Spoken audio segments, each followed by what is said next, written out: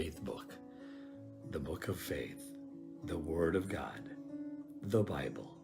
Magandang araw po sa lahat. At ang faith book natin ngayong araw nito, makikita po natin ang text natin yan sa Exodus chapter 20 verse 15. Meksi lang po yan, no? Sa King James, ang sabi dyan, thou shalt not steal. Ano po?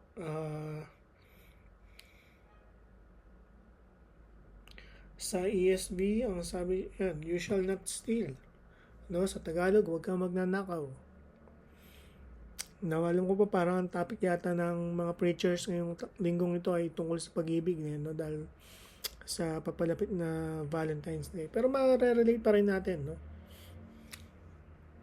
Dahil po ang talatang ito ay napakaigsi, pero kung pag-aaralan natin siya ng maigi, makikita natin na marami tayong matututunan tungkol sa Diyos, tungkol sa atin, tungkol sa ating Panginoong Jesus, tungkol sa paano tayo dapat mamuhay bilang mananampalataya. Kung susundin natin ang utos na ito o ang 10 kautusan in general, ano po, may sa lumang pananampalataya siguro na ipangaral sa atin na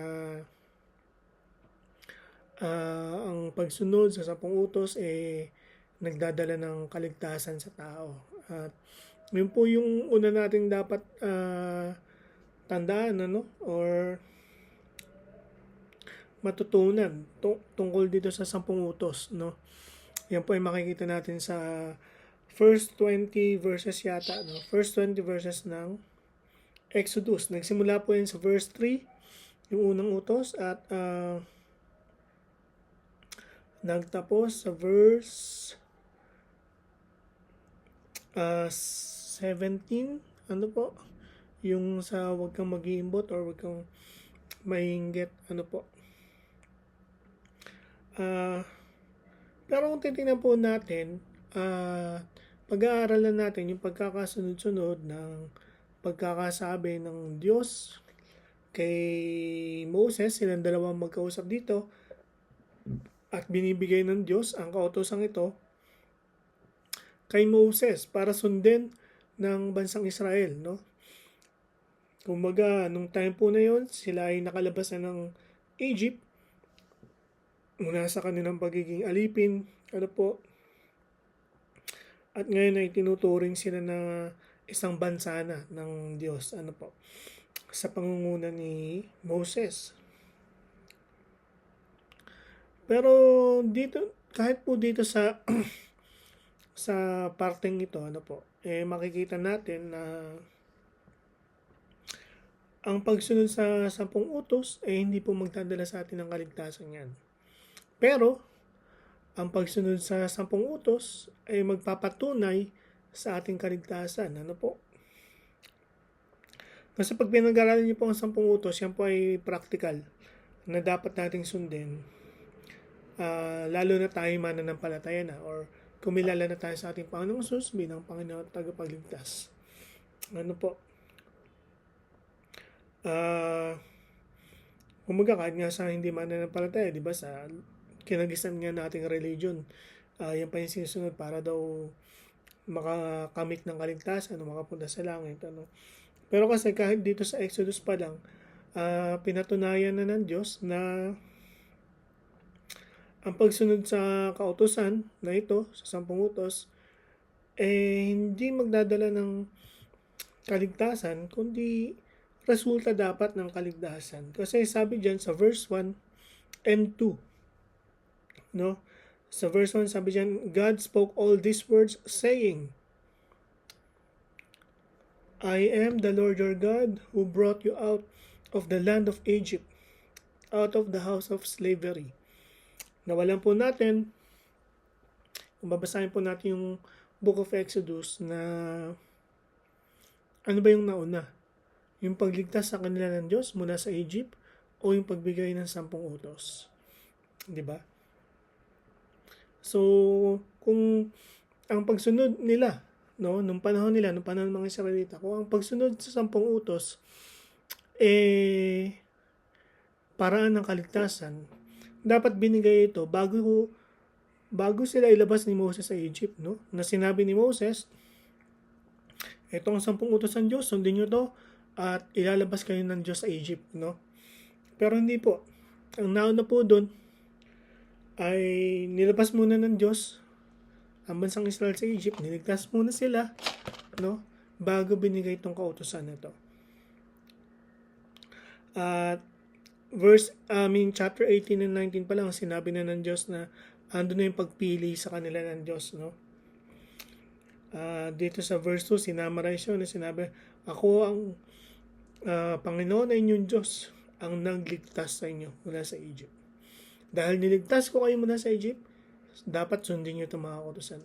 No? So, yung kautusan po, pag sunod sa kautusan, yan po ay bunga nung matapos silang iligtas ng Diyos sa Egypt. Ano po? At sa atin, panahon ngayon, yung pagsunod sa 10 utos o sa kautusan ito na huwag kang magnanakaw, yan po ay resulta dapat ng kaligtasan. Hindi mo susundin yan para maligtas ka, kundi nakaranas ka ng kaligtasan, kaya dapat sundin mo yan. Ano po?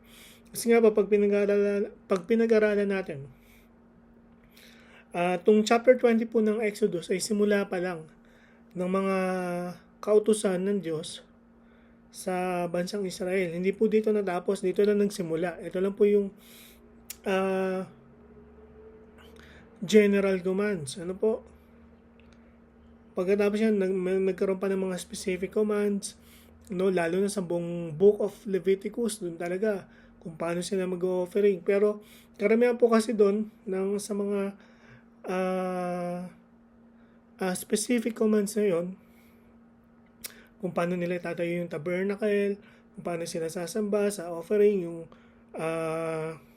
yung isusuot at yung duty sa mga high priest at ng mga priest nila ng time na yon, na dapat sa lahi lang ni Aaron manggagaling, ano po. At makikita natin hanggang sa katapusan ng Old Testament and even in the New Testament, yan po yung observe nila. Ano po?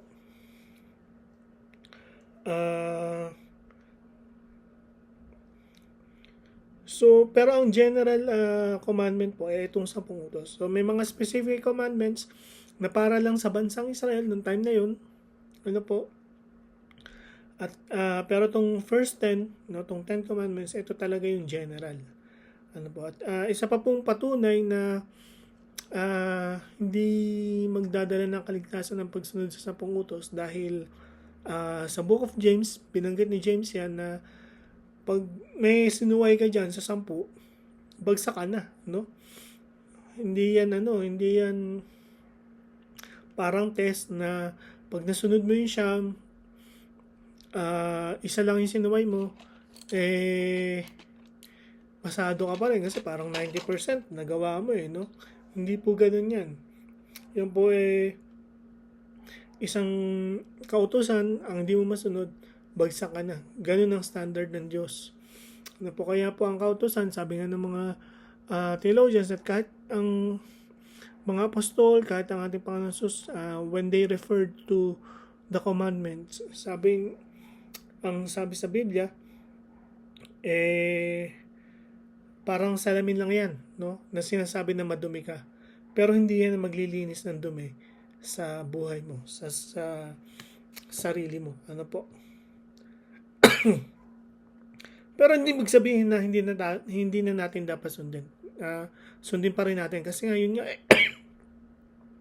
itong 10 utos, ito yung kumbaga may practical aspect na hanggang ngayon pwede natin magamit. Ano? So unang lesson makikita natin dito sa you shall not steal na commandments, na as part of the 10 commandments, obeying it, no, does not bring us salvation, but obeying it and the 10 commandments gives proof of our salvation. Yan ang isa sa mga magpapatunay na tayo ay ligtas pag sinusunod natin yung 10 utos na yan. Number 2, obeying it shows our love for our neighbors. Sa bagong tipan po, sa Matthew chapter 22 yata yun, no? Hindi ako nagkakamali. Matthew chapter 22, I think nasa sa last part po yan eh.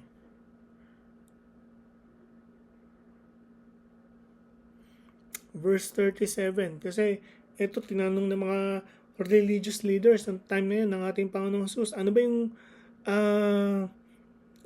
great commandment sa kautusan? Ano ba yung pinaka what is the greatest commandment, no?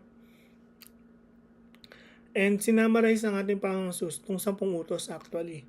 No, nung sinabi niya na the greatest commandment is you shall love the Lord your God with all your heart and with all your soul and with all your mind.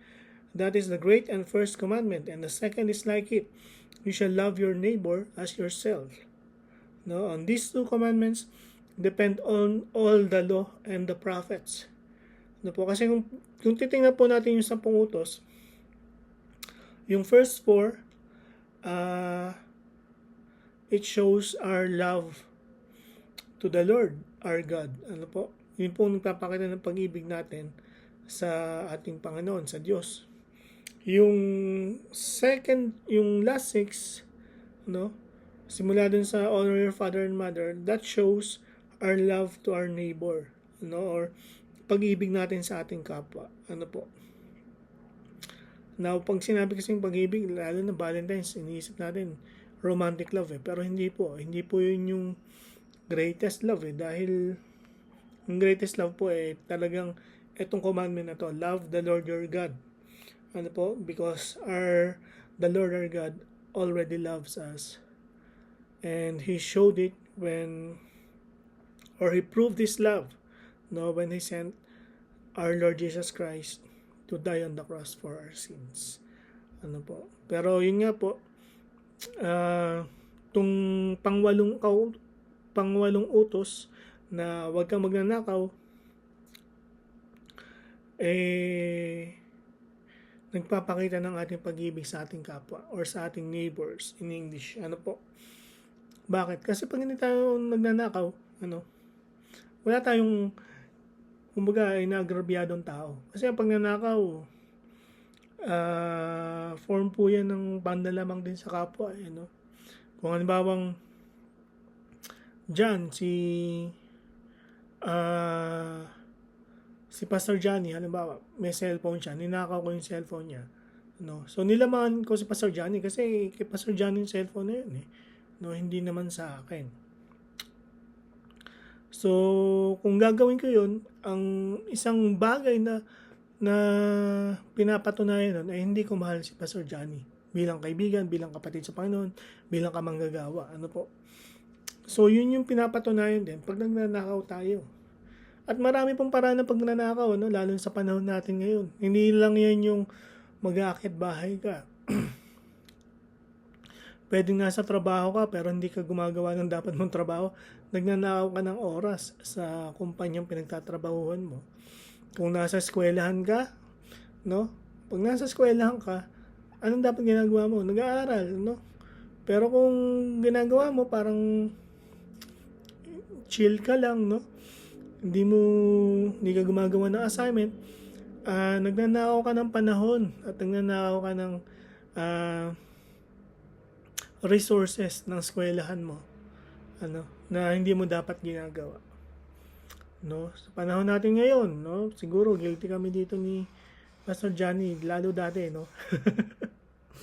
yung nagda-download kami ng mga pirated stuff, hindi lang movies, usually libro, Pero kasi may intellectual property yun na hindi mo dapat ginagawa. Dapat binibili mo, So, maraming guilty po dyan talaga sa pagnanakaw eh. Pero yun nga po, dapat sundin natin tong kautosan na to para maipakita natin ang pagmamahal at pag-ibig natin sa ating kapwa. The last lesson that we will learn from this commandment is obeying it will bring us gratitude and praise to our Lord Jesus Christ. Po? Kasi yun nga, sinabi ko lahat tayo guilty ng pagnanakaw in some way or form. Kung meron kang asawa, tapos meron kang Diba? Meron kang ibang ginagawa. No? Mga nakaw na sandali. No? Mga sandali na lang, ninanakaw mo ba? Na dapat tinutuon mo sa pamilya mo, pero sa iba mo tinutuon. Sa iba mo ginugugol. Ano po? Kung siguro, nagde-devotion kayo, tapos imbis na mag-devotion kayo, nag-scroll lang kayo sa social media, form na rin ng pagnanakaw yan eh. So ano pong ibig sabihin? Lahat tayo guilty rito. Pero ang nagbayad ng kasalanan natin, hindi tayo. Ang nagbayad ng kasalanan natin ay ang ating Panginoong Jesus. Ano po? Kung ipagbubulay-bulayan natin yung yung kanyang kamatayan, ano? Nabilang siya, hindi naman sa mga mga adulterers or murderers, ano, pero saan siya nabilang? Sa mga magnanakaw, no? Kumbaga naituring siyang magnanakaw, kaya siya nahatulan ng kamatayan nung time na yon. Pero dahil doon, ginawa niya yun dahil sa kanyang pag-ibig sa atin. At tayo, para mapakita natin ang pag-ibig natin sa kanya, sa ating Diyos at sa ating kapwa, wag na tayo magnakaw. Ano po? Hindi po madali yan, no? Lalo na kung yun nga, maliliit lang, no? Pero yan po ay isang utos, so dapat sundin natin. No? At kung hindi natin susundin yan, ibig sabihin nagkakasala tayo at hindi natin pinapractice ang pag-ibig sa ating kapwa. So, manalangin po tayo. Panginoon Jesus, salamat po sa inyong salita ngayong araw na ito, ngayong gabing ito, Panginoon, sa aming Facebook.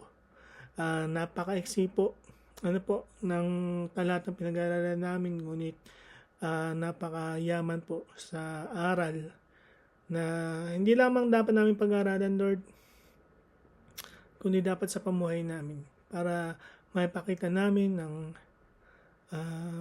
katunayan ng aming kaligtasan, para maipakita namin ang katunayan ng aming pag-ibig sa aming kapwa, para mapakita namin paano ng aming pasasalamat at pagpupuri sa inyo. Dahil sa kabila nga po, Panginoon, ng mga kasalanan namin, ay hindi kami ang nagbayad ng kundi kayo sa pamamagitan ng inyong kamatayan sa krus ng Kalbaryo. Maraming pong salamat sa inyo po lahat ng papurit, luwalhati sa mga pangalan ng aming Panginoon Jesus. Amen. Maraming pong salamat at thank you po.